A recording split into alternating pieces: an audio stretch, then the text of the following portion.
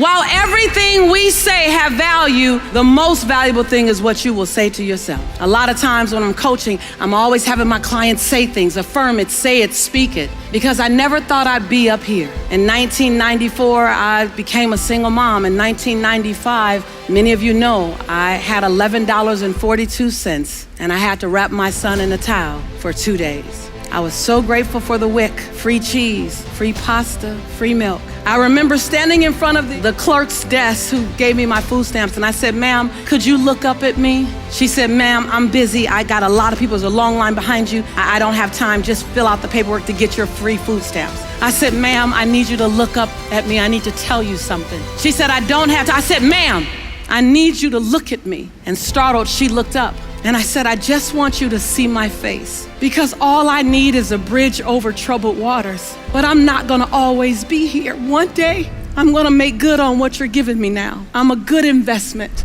Need motivation? Watch the top 10 with Believe Nation. Hey, it's Carmichael, and I make these videos because I need them. Because I don't always wake up and feel motivated to go take on the day. And the thing that saves me, that helps me every day, is being around people who are thinking bigger, who are changing the world, and it gives me a little more inspiration to go after my mission. And so I hope this video helps you go after yours today too. So today, let's learn from one of the best, Lisa Nichols, and my take on her top 10 rules of success. Enjoy. You are a great investment. You're a great investment of the time your family has put into you, a great investment of the time your community. You are a great investment. You are a good steward of possibility. You're a good steward. And so the question is, what will you do when you get out of this chair? What will you do when you leave this conference? It doesn't have to be easy. You're built for difficult. You're built for strong. You're built for necessity. You haven't seen the greatest version of you yet. You haven't seen. You're going to blow your mind with the man, the woman you're becoming.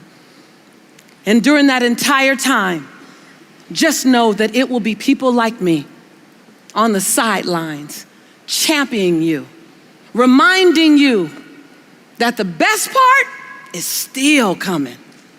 And that behind every fall is a get up. And behind every fly is a soar. And that someone's watching you right now, someone who's 40, 14, or 4. They're watching the way you dance, the way you focus. They're watching the way you soar and the way you get up. They're watching you.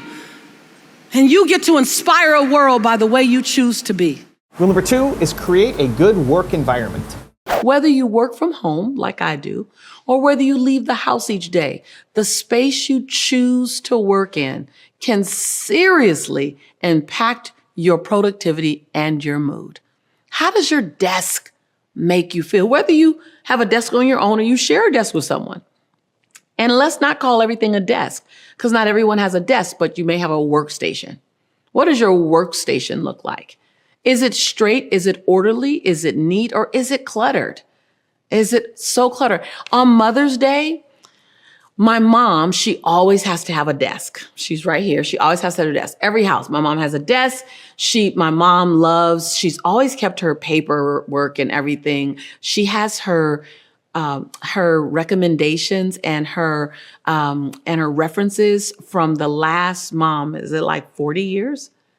Every single one. She has a binder with every single job and every single reference she's ever had, every single recommendation. I don't know how she's kept that. So she has a place for her life. So for Mother's Day, I heard her complaining about the desk she had. It's not comfortable. It's not aesthetically beautiful. It didn't make her happy. And so for Mother's Day, I know it's a weird gift, but I got her an executive desk. I know that sounds crazy, but I know how much time my mom spends at her desk. I wanted her to have space. I wanted her to have beauty. I wanted it to look like she had graduated. And so what does your work chair feel like? Is it comfortable? Honestly, right now, I need a new work chair. Like, I'm in a new office. I built a studio in my home, and my work chair doesn't fit right now. And so I'm clear enough to know I need a new chair. So I ordered a new chair because it needs to feel physically supportive to where you are and where you are in life, right? And these days in life, I need to keep my legs kind of up, reclined a little more so my lower back is protected. Rule number 3 is practice gratitude. How do we look for more opportunities to be grateful? What can we practice? So how about I not give you a practice first and I give you an awareness? Okay. Because practices are born from an awareness. And most of us in this community of personal development and thought leadership, we just want to know what to do.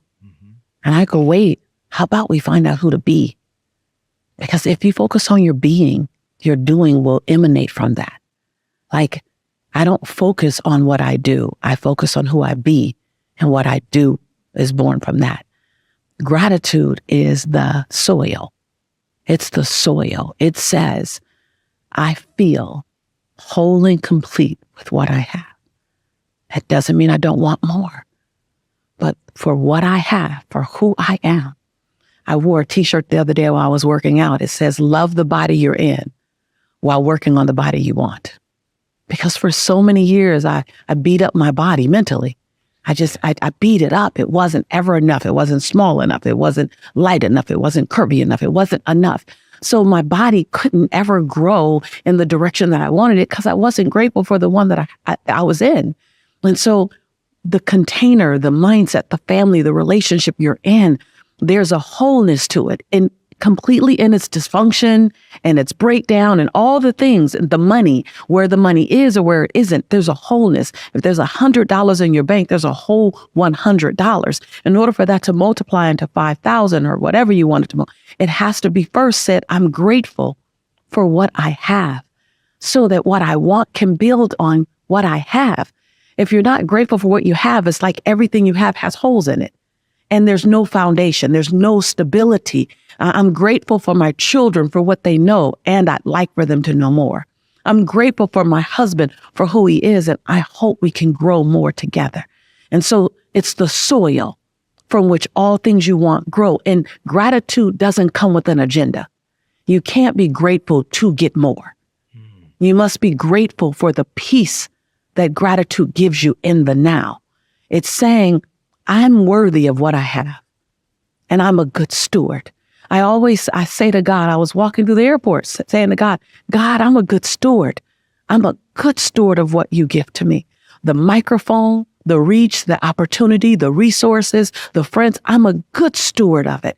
And when the universe, the divine, I call him God, says, he's a good steward, I can give him more. You won't ever get more until you're a good steward of what you have. You'll work hard for it. A little will come, but it'll go. It'll be too hard to maintain. It's too hard to get, because the gratitude says, I know what I've been given, and I'll be responsible for what I'll be given. I'm honored. I'm honored to sit in front of these girls. I'm honored to hold this mic. I don't expect it. I don't assume I should have it. I'm honored. People are always so shocked when I say, thank you for giving me your time. And they go, you're Lisa Nichols. Of course I'll give you time. I go, no, I don't assume it. Thank you for your time. Thank you. I'm grateful. I'm grateful. Truly feel it. Don't say it. Feel it. I in the mornings before I speak, I go through gratitude processes, and I don't stop until my eyes flow over. And for me, this is my gratitude flowing out of my body onto my skin. And when I can feel it like this, right here, I go, because I'm to serve you from my overflow. My overflow comes from owning what I have and being grateful for it. Like, look at all that God bestowed to give you, to put in your care, the people, the lights, the camera, those who listen that you'll never see.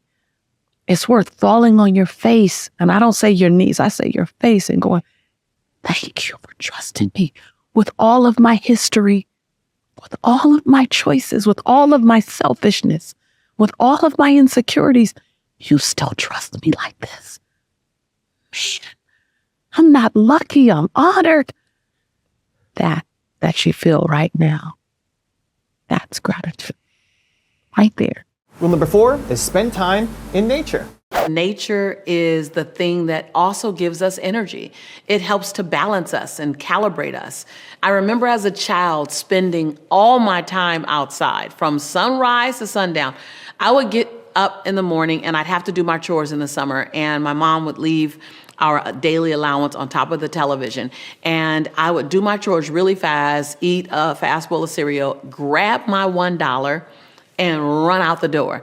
And my parents did not see me again until the lights came on, which was what was required in my house. All day long I was outside. So there's so much of us now that we don't spend a lot of time outside. How much time are you spending outside in nature? Now, you may be one of those people where you spend time out, you get under a tree, you do your Zen time, you take your deep breaths, you get out into the water, whether it be a pool or the ocean. You may be that person to take long walks. You know, I love to walk whenever I'm in San Diego. San Diego is just a place that I love to walk in. And I love to ride bikes when I'm in LA. I grab my brother's bike, my big brother's bike, and I get on the bike. But what I realize is that as we get older, and wherever you are in your age journey, we have a tendency to spend more time inside than outside. We have to be very intentional about our outside time. My dad, prior to his recent accident, he spent a lot of time outside on the tennis courts. Like, he's always playing tennis, always getting some sun, always getting some exercise. We have a tendency to spend more time in our homes and with manufactured air. We have a tendency to spend more time in our car, more time in our offices. Without intention on doing something different, we'll spend less and less time outside. Like, as you get older, you have to become really, really intentional about spending, because you have less playtime. Summertime is the time of the year. It is not the free time once you become an adult. So feeling the sand or the soil, feeling the water or the breezes or the wind are super, super important. And yet it can begin to unconsciously escape us. I recently went on vacation with my husband, to our first vacation as husband and wife, to Nice. And while I was in France, I decided every day I was gonna get up and get in this phenomenal pool, this what do they call what do they call? Infinity pool. Infinity pool, yes. My mom's sitting with me. The infinity pool. I would get in this infinity pool, and every morning I'd swim laps. And do you know what I was thinking while I was swimming laps every morning while we were in France? Why don't I do this more often? Like, I got a pool in my backyard that I don't get in. When we get out there into the natural elements of the world and finally take that time, we realize just how valuable vitamin D is, how it re-energizes us, how it awakens us, and in many cases, how it protects us. You know, we are just navigated through this COVID climate. And one of the things that the doctor said when he was looking at my all of my levels of vitamin D, vitamin C, vitamin B was, you must keep your vitamin D levels up high. I didn't realize that, yeah, I can take it orally, but also I can simply go out into the sun. Also, to make sure you're actually taking action after watching this video, I've designed a special free worksheet just for this video. The worksheet will highlight all of the lessons learned in this video, as well as pull out our 3 favorite learnings and quotes that will inspire you to actually do something. The worksheet will also give you space to write down what your key takeaways are and your specific plan of action to make sure you're getting results. If you want the worksheet designed specifically for this video, absolutely for free, there's a link in the description below. Go click on it and start building the momentum in your life and your business. I'll see you there. Rule number 5 is ask good questions. I was just being interviewed by Mind Valley and said, how are you so successful? I said, because I failed more than others. Because I'm not counting the failures. I know I always got one more get up than my failure. And these days, my failures come 7 figures and require lawyers. Whew. And so I stopped by to ask you just what happens when you set your voice free? Now, many of you, you have a voice, and that voice is uncultivated. You don't quite know how to use it. You watch someone like Vision. You watch someone like the speakers. You may watch someone like me and go, I don't do it like that. Well, you shouldn't do it like that. You need to do it like you. It doesn't mean you can't get training. I remember so many years people said, oh my God, Lisa, you're the next Oprah Winfrey. You're the next Oprah Winfrey. I said, you know what? If you want me to give you Oprah, I will fail you every time. Oprah is already being done. But if you're ever interested, I do a doggone good Lisa Nichols. I do a doggone good Lisa. I got her on lock. Benjamin Franklin says that comparison is and will always be the thief of all your joy. You can only do you. And if you don't do you, you won't be done. And don't get caught up if you have an amazing bio, because your bio is one thing, but your future, is another. And we are vested in who you're becoming. Michelle Obama wrote the best book with the best title, Becoming. We are all becoming. And so I stopped by to ask you, who are you becoming? Who's sitting in the chair that you're sitting in right now? What does she look like 3 years from now? What is he doing 5 years from now? How many lives has she touched? How many people has he inspired? What are you doing and who are you becoming? Oh, I don't know if they told you. I didn't necessarily come to keep you comfortable. I don't mind. I don't mind that healthy tension in a room. I don't mind it at all, because when iron sharpens iron, great things happen. Yes, yes? And so this is that time when you look up and you go, wait, what part of me has to die away so the next part of me can be born? What part of me needs to sit down so the rest of me can stand up? What's on the other side of my fears? What's on the other side of my procrastination? I want to see what's on the other side of my hesitation. What's on the other side of my putting me last? Oh, so many great questions. The beauty is in the questions. Did she really come out here on stage to ask us a bunch of questions? Yes, she did, because the mind has to try and find the answer. You're welcome. Rule number 6 is do what brings you joy. Know what brings you joy. Know what reduces your stress. Know what increases your peace. What sounds do you want to hear? I'm a big sound girl, and I know my sound. When I'm creating, I want easy songs. I love listening to some India Arie or some Kem when I'm creating. Some reason their lyrics help my creation.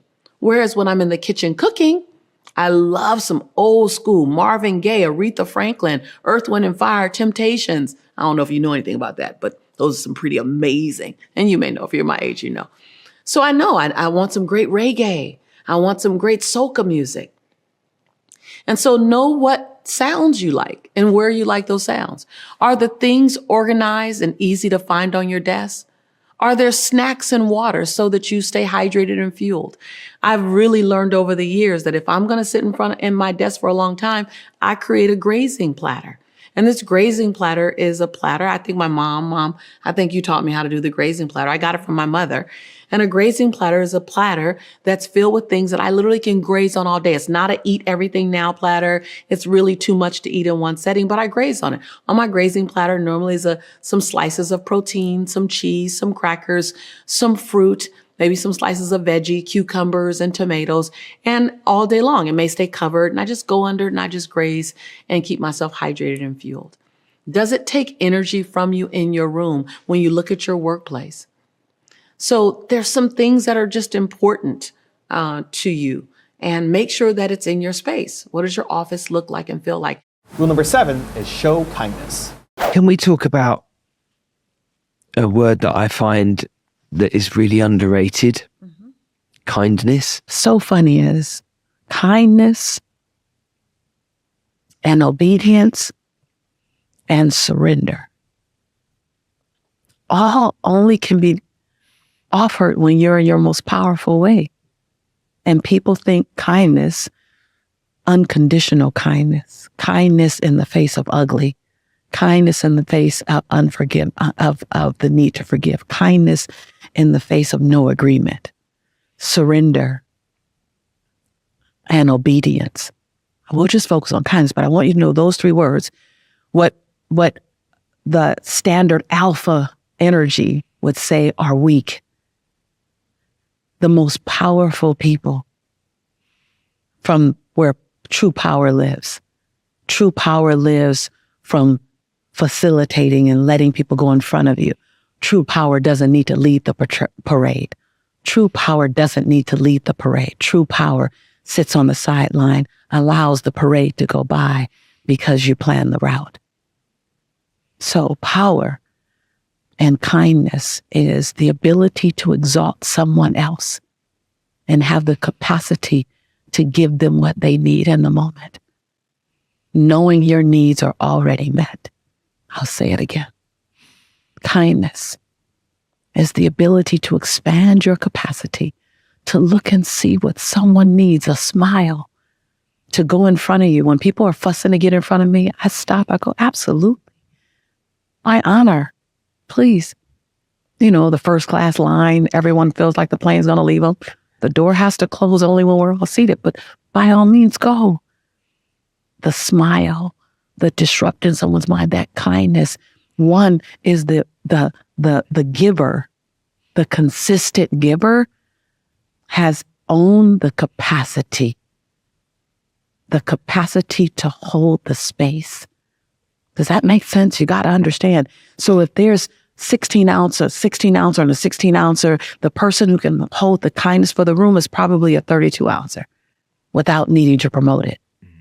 Without needing to promote it. That's the critical thing to me. True kindness is an invisible state. It doesn't, when you're kind and you talk about it, you're not being kind, you're actually marketing. Where's the marketing guy? You're actually marketing. I tell people all the time, they go, oh, I'll give you credit. I'm going to say what you said to give you. I said, don't give me credit. Then that's just marketing. I'm not paying for your Facebook ads. Like, you can have it. People say, I'm going to steal that from you, Lisa. I say, you can't steal a gift.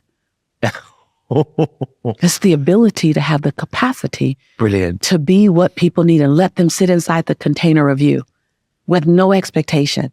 No expectation. Kindness for camera, kindness for adoration, kindness for advertisement is not kindness. It's marketing.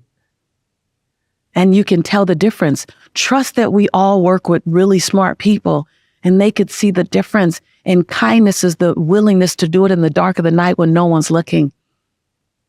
Kindness is the ability to expand so someone else's need can fit inside your sphere of life. I'm always watching. How do I need to expand for her? How do I need to expand for him? God, give me the capacity. I don't have it as Lisa. I'm a mom. I get tired. I'm a wife. I get confused. But okay, as a universal being, as a child of God, as a vessel, give me what I need. Every day I have what I need. Every day. We talked about this morning. It brings me to tears. Every day, no matter how exhausted I go to bed, how exhausted I wake up, I know what's in front of me, I have the capacity for. Because I'm obedient. And the territory will enlarge. And then it'll go back again and I'll fall out and I'll go to sleep. But every day you have the ability to show someone something they didn't see. Your smile is their gift. Rule number 8 is serve others. In this season, I choose to serve others from my saucer versus my cup. I choose to fill my cup up with everything that I need: time, space, generosity, sleep, breath. And then when my cup is full, I'll serve others from my saucer. Therefore, I stand at the front of my own line of service. My line is long of people in it that I need to serve and take care of, but I will remain at the front of my line to serve myself, while at all times loving and honoring my family and my community. That's this season for me. Rule number 9 is give back to nature. So my question to you is, how can you be more responsible for the longevity of this planet? There is someone coming after you. There is a child being born. There's families, but there's great-great-grandchildren or nieces and nephews that will be here. How can you enhance and love the earth that's giving you so much? What ways can you stand up, show up, and tell the earth, I love you, I appreciate you, I value you. I value you for being the place that my great-grandmother created. And I want you to be the place that my great-grandchildren can create on as well. I want you, earth, to thrive and survive. Let me share a few ways that I give love back to nature. And you may decide you want to adopt some. You may already be doing this. But if you aren't ready, if you aren't already practicing them, then let me give you some ideas.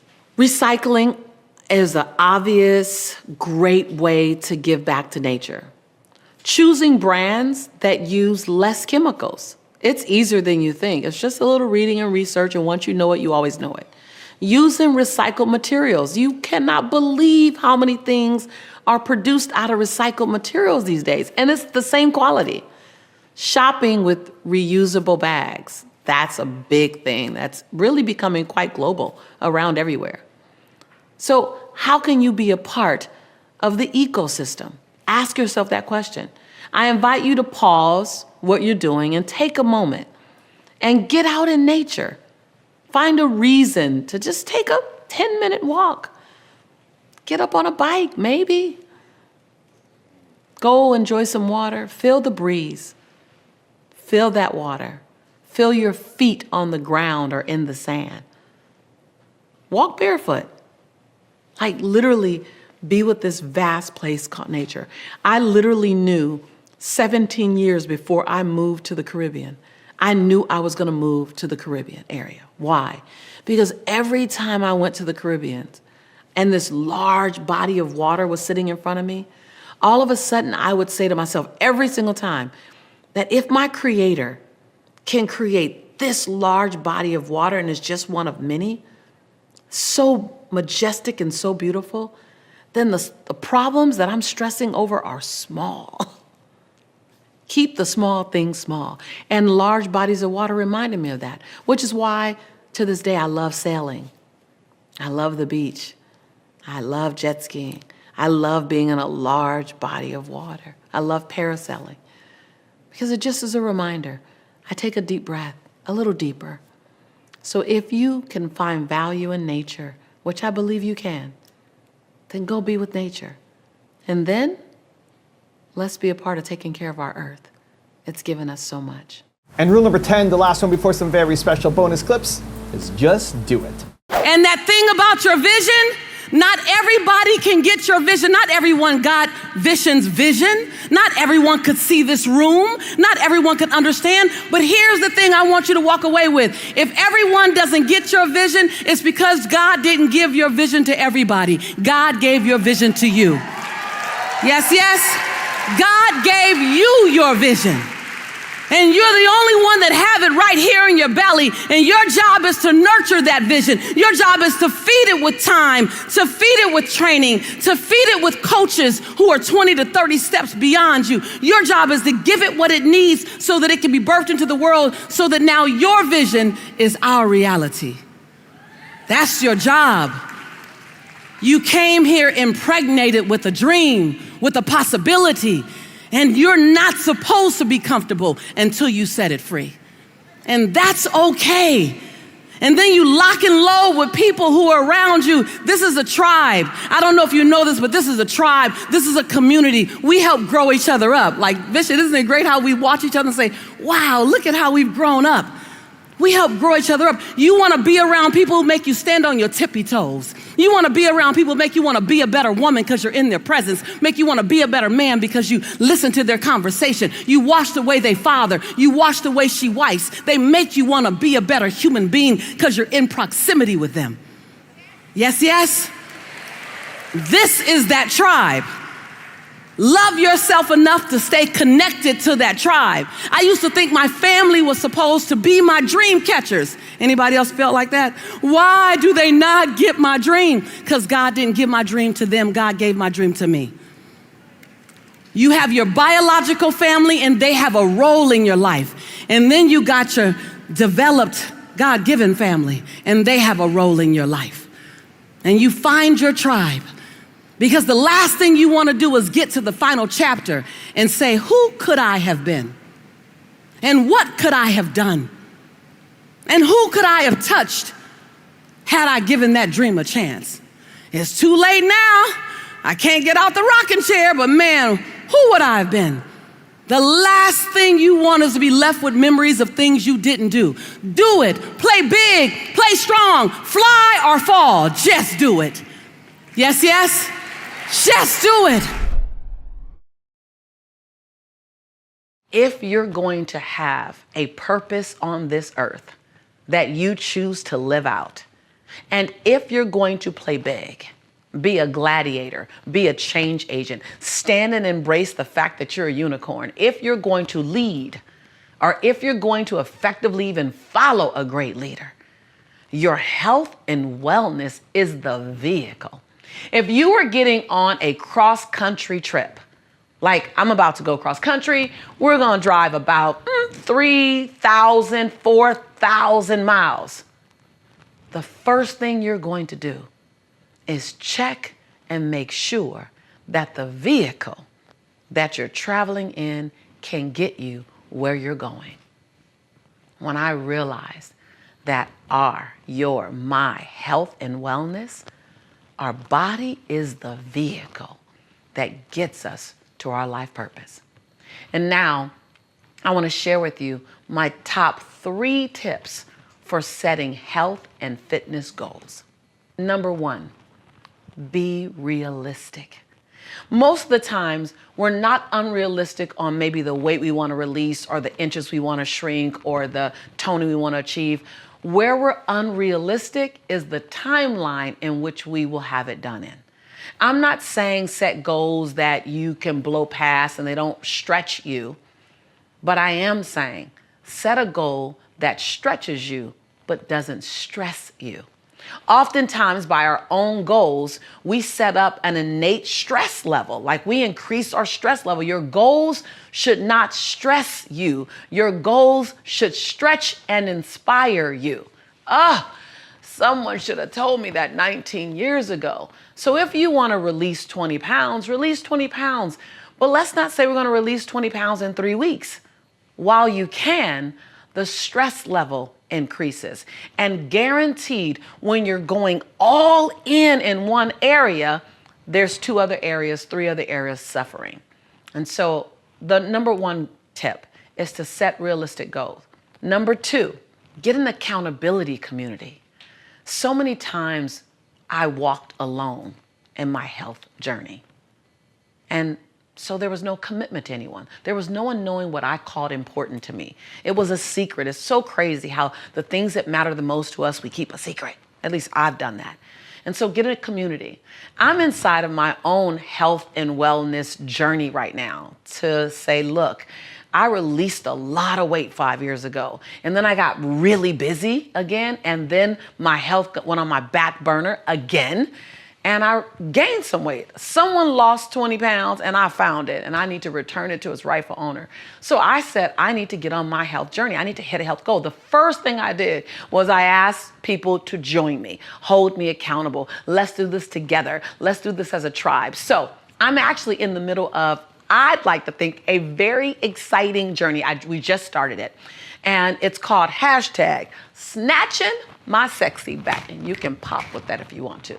And if you want to join us on this challenge, if you're ready to snatch your fitness back, snatch your shape back, snatch your wellness back, snatch your health back, then join me.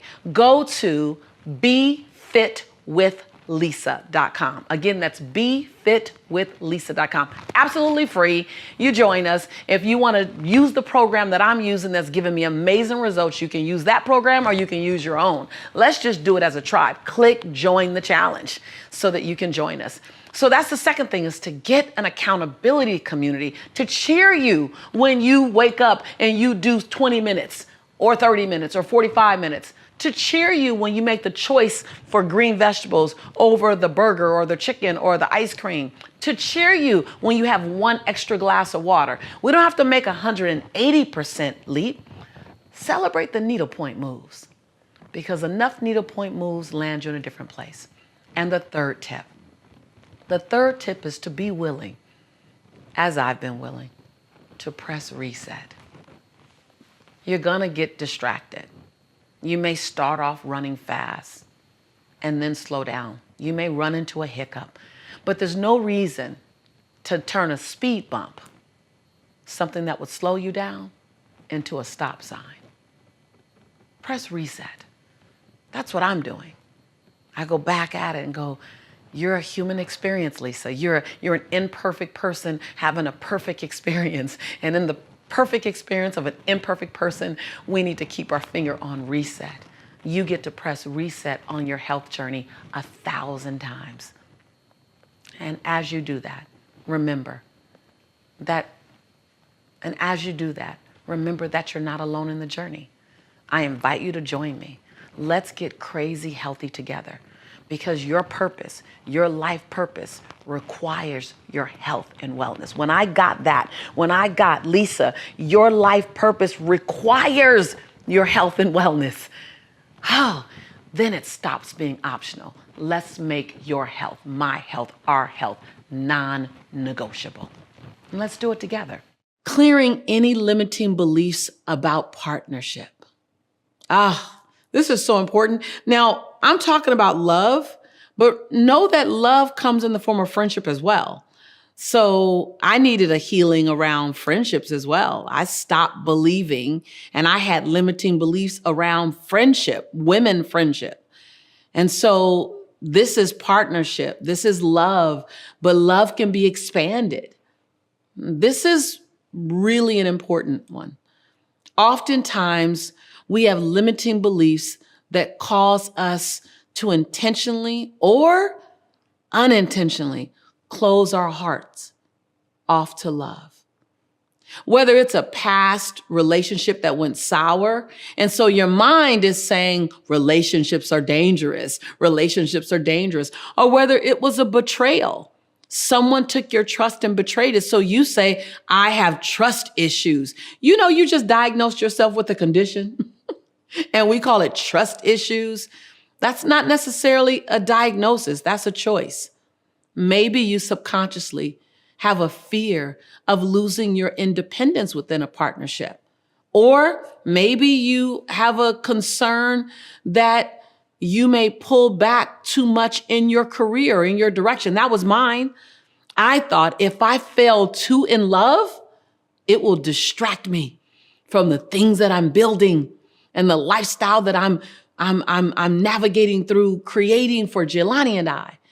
I considered a relationship a distraction. I don't know. I mean, just give me some comments if that's you.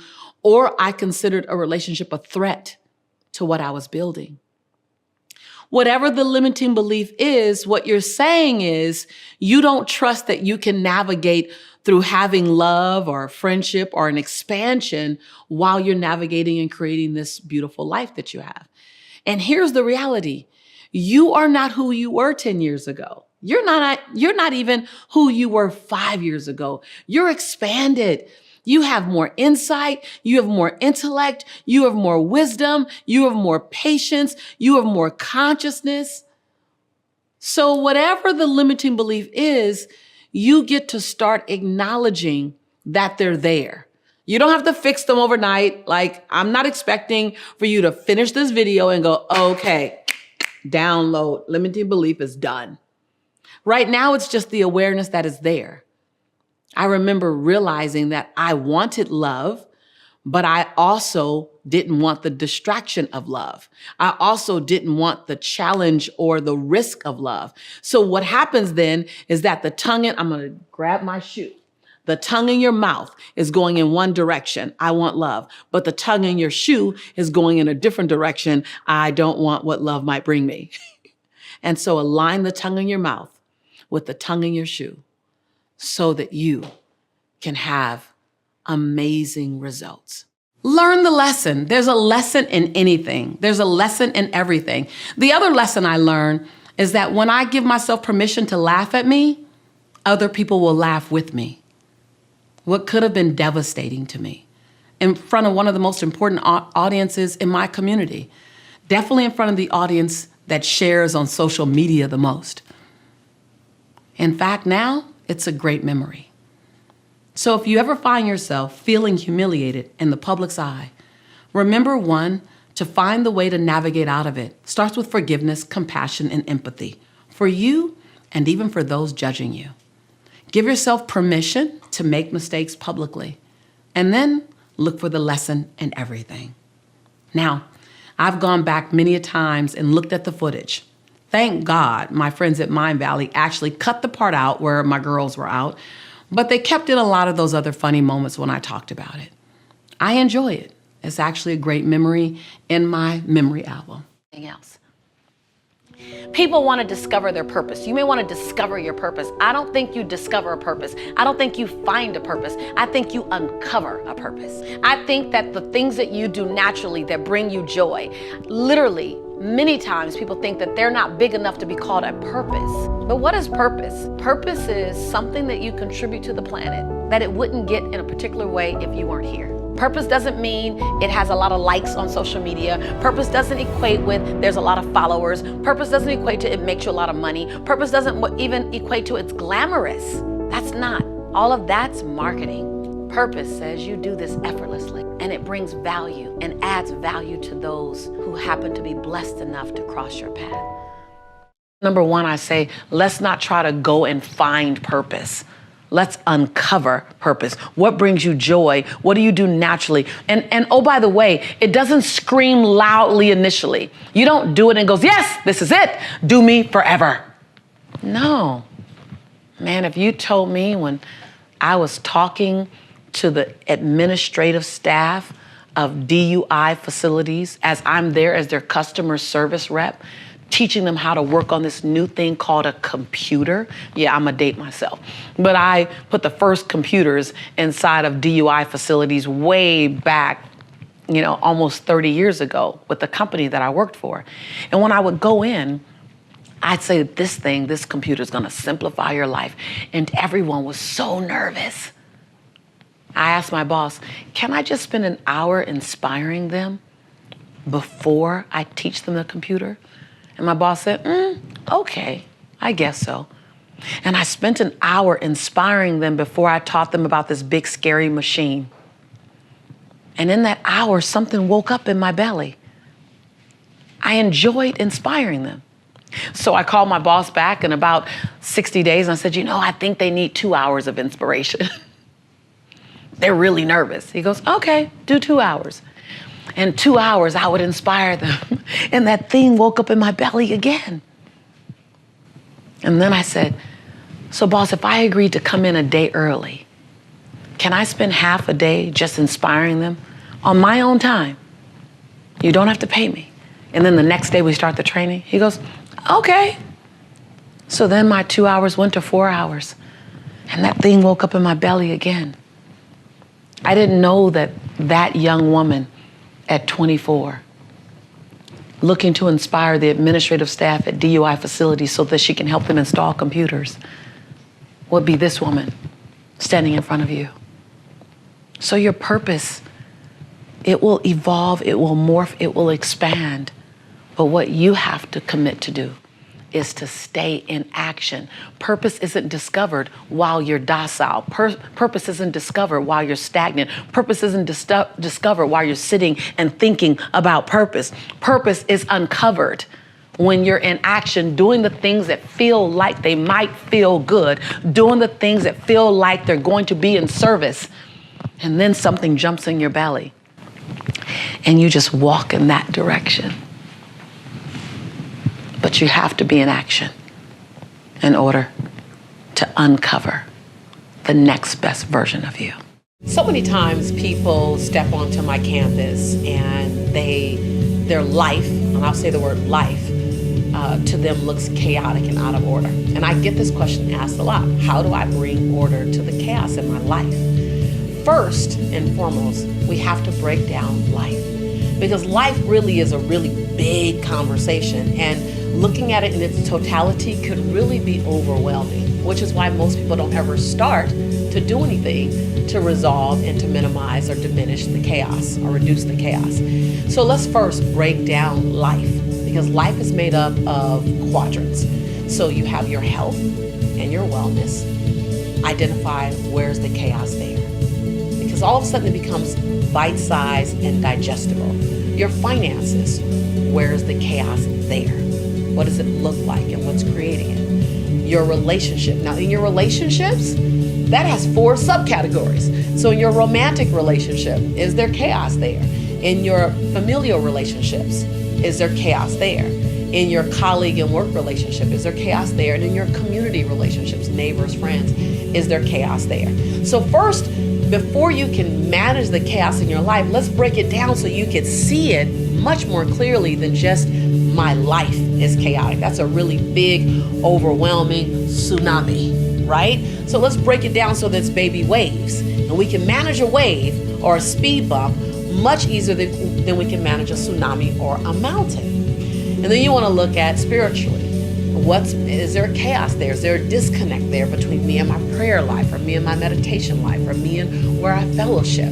So you want to take those areas and first break down and identify the chaos that exists. Number one, because it's already there, it exists, you can't outrun it, you can't outperform it, you can't get a new business card, you can't move to a new address, and all of a sudden it's not there.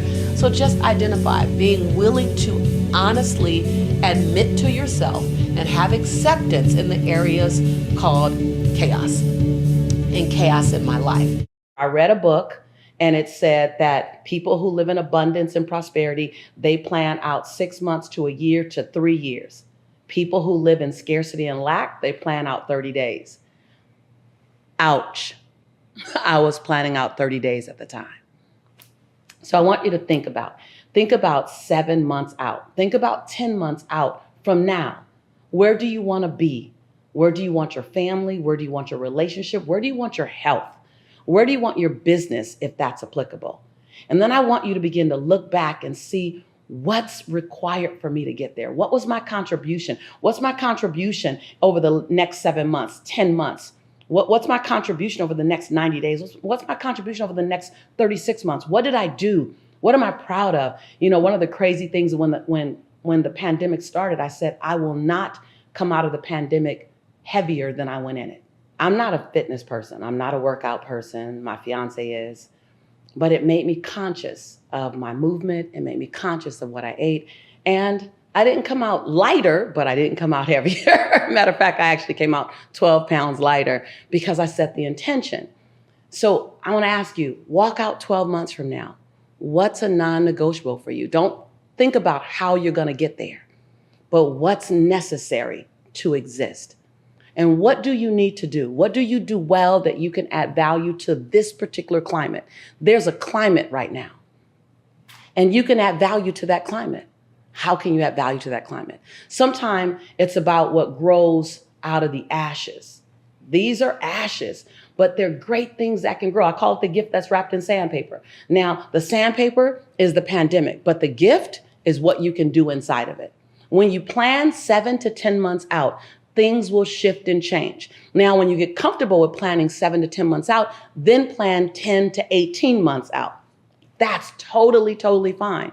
I'm still a firm believer that you should plan ahead, but also believe that there are times when you need to pivot, and then your pivot needs a pivot. So keep the goal in mold, where am I going to get to, and keep the plan in sand, how I'm going to get there. For so many years, I prioritized being a mom. I was a single mom. And for so many years, I prioritized building my business and becoming a successful entrepreneur. And then I decided to prioritize love and opening up for love, more love, long-term love. So let me break it down to you on how I prepared my heart, my mind, and my soul to attract love. Number one, I had to learn how to fall madly in love with Lisa. Not just like Lisa, and not even just love Lisa, but to fall madly in love with Lisa with all of my imperfections, with all of my brilliance, with all of the parts of me that were still learning and growing, to really love it. So number one is love yourself first. That whoever comes into your life or whoever is already in your life, whatever is true for you, they have to get behind you when it comes to who loves you the most. Because you can't attract something that you don't feel you deserve. And if you're not loving you, loving all the imperfections that come with you, all of the brilliance that come with you, if you're not owning that love, then it's difficult for someone else to outlove you. Like I I remember so many times I wanted love, but I realized I was wanting someone to love me the way I wasn't even loving myself yet. People will follow your example on how you love you. So when you love yourself, you'll be so juicy and so magnetic that your partner, whether they're your current partner or not, or your forthcoming partner, they will literally end up being the cherry on top of the cake. You are the cake. Your love for yourself is the cake. Everyone else's love for you, that's the icing on the cake and the cherry on the cake. But your love for you, that's the cake. And so number one, how do you turn up self-love? How do you demonstratively show yourself, I love me? Whether it's setting healthy boundaries, whether it's having me time, whether it's asking for what you need, want, and deserve, whether it's using your voice, whether it's being willing to be seen, or heck, all of the above. Celebrate your micro wins. So often we're trying to get to, 180 degrees out there that you didn't even celebrate these 2 degrees. Like celebrate the micro wins. Like celebrate them. Send a picture, do a video, send it to someone. You want to hear congratulations. I used to call it a graduation. When I graduated from my walk-in closet, which was my first office for 4 years, my brother, are you here? Can you hear me? I'm at my brother's house. Like he used to sit and watch me in my walk-in closet. When I graduated from a walk-in closet to I had a dining room, that's a graduation. And then from a dining room to a pantry, a big pantry. I made that my office was everywhere but a real office. And every time I graduated, I called it a graduation. So celebrate your micro wins. A long time ago, I heard from a mentor, you only want to play with people who want to play with you. And I didn't even understand what he was setting me up for. I thought, of course I only want to play with people who want to play with me. And then years begin to happen and experiences. And I began to turn toward people and they turned away from me. And I had to constantly remind myself, I only want to play with people who want to play with me. And then I heard this statement, and not to get too spiritual on you, and I'm not religious and getting religious on you, but I heard this other statement from my grandmother. She said, baby, man's rejection is God's protection. And I didn't understand that when she said it until I got rejected enough. And I realized that I'm only hurting about the rejection because of my need to be approved, my need to be loved, my need to be validated, and my perceived idea of what could have happened with me and him or me and her had I not been rejected. When people choose to not choose you, there are 2 things happening. One, there's the opportunity for you to stand in your power and say, I woke up this morning and before anyone else had to like me, I had to like myself. Before I checked in with my coworkers, before I checked in on Facebook to see if I got any likes, the first and primary responsibility is for me to like me. And everything, I want to hear you saying everything in your house, in your office, in your car, everything else is bonus. So when you come from a place of I like, I love, I accept me, and I'm going to give the best version of me to you, and then you choose. And then my job is to be whole and complete, irregardless of your choice. That's number 1.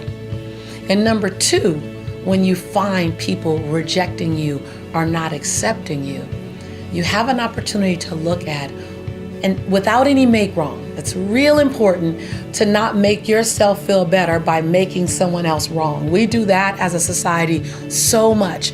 Always say, in order for the relationship to break up, we think there needs to be brain splatter on the ceiling. And that's just even a small tiff. There doesn't ever need to be brain splatter on the ceiling. If someone doesn't choose you, then it's their way of saying, this is not a fit. And we're just not mature enough or sociably adept enough or have enough communication skills to say, this doesn't fit. your love style, your communication style, your way of being doesn't fit with me. And for us to be grown-ups, well, I guess the key word, grown-ups, and go, okay, when we move and ebb and flow more, like everyone's not gonna like me. As much as some people love this channel, some people are like, Lisa Nichols, and my job is to still stand powerfully in who I am, irregardless of those who love me or those who don't. That your life, the value of your work experience, the value of your life experience isn't contingent on how many people accept you. It's contingent on the value you are bringing to every environment you're in.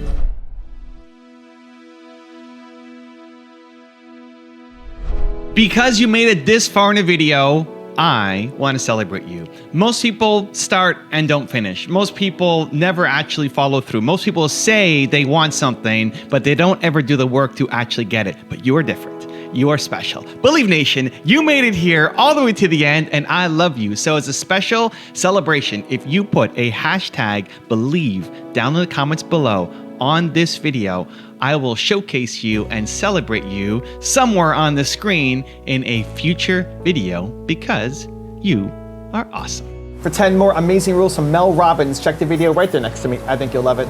Continue to believe, and I'll see you there. Do not sleep with your phone, because the one decision everybody makes that kills your productivity, kills your focus, tanks your mental health is before you get yourself right, you grab your phone and check in with the world.